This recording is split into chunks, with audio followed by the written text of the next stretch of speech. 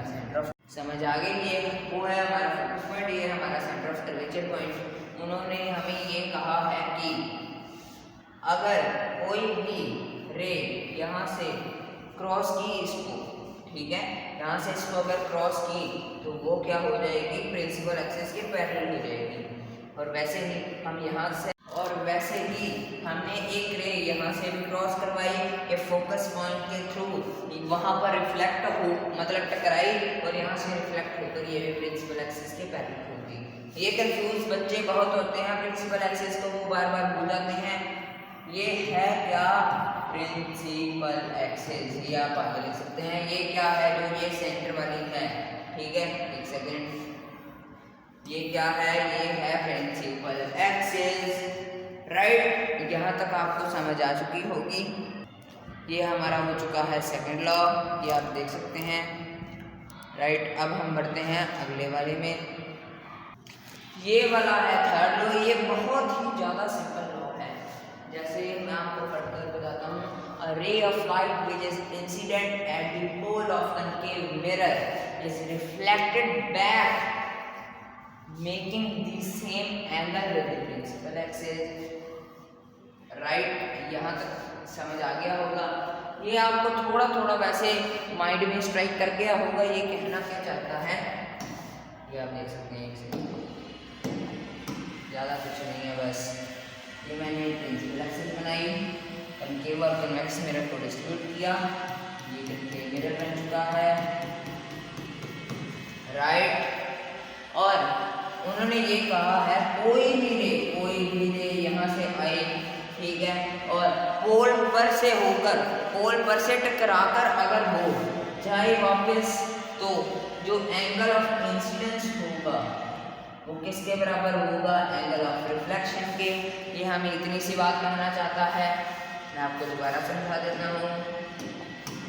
जैसे ये हमारा है कनकेव मिरर, राइट, ये प्रिंसिपल एक्सिस। उन्होंने कहा है कोई भी अगर रे यहाँ से आएगी, ठीक है, आएगी, ये आप देख सकते होगे, आएगी, राइट। और जब वो पोल पर टकराएगी, ये है हमारा पोल, ठीक है, जब वो पोल पर टकराएगी तो जब वापस जाएगी वो रिफ्लेक्ट होकर टकराकर, तो ये जो हमारा एंगल ऑफ इंसिडेंस होगा वो किसके बराबर होगा, एंगल ऑफ रिफ्लेक्शन के।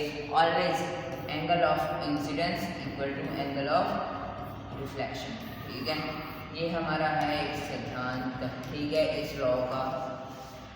तो हम अगले लॉ पर बढ़ते हैं। ये है हमारा लास्ट लॉ ऑफ इसका, रे diagrams of the concave mirror का। ये हमें कहता है, क्या कहता है, ये मैं आपको बता दूं, अ रे ऑफ लाइट, एक सेकेंड चेंज कर लूं, a ray of light which is passing through the center of curvature।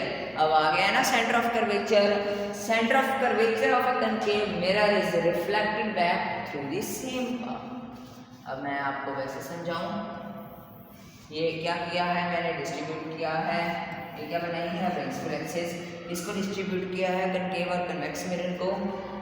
ये है हमारा कनकेव मिरर, राइट। उन्होंने कहा है ये पहले हम ये फोकस पॉइंट बनाएंगे और बाद में बनाएंगे सेंटर ऑफ कर्वेचर, राइट। उन्होंने ये कहा है कोई भी रे अगर सेंटर ऑफ कर्वेचर से,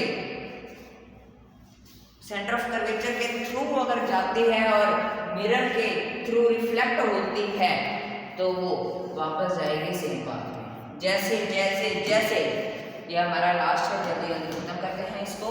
ये हमारा क्या है, क्या है, क्या है, क्या है, क्या है, ये हमारा है कनकेव मिरर, राइट।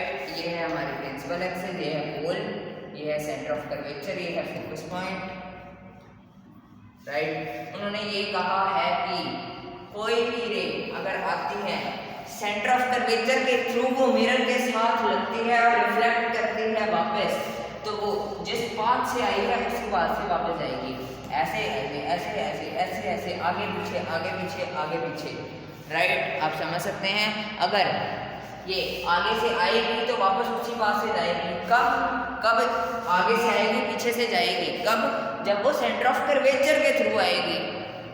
ये ज़्यादा कॉम्प्लिकेटेड नहीं था। तो मैं होप करता हूँ आपको यहाँ तक सारा समझ आ गया होगा।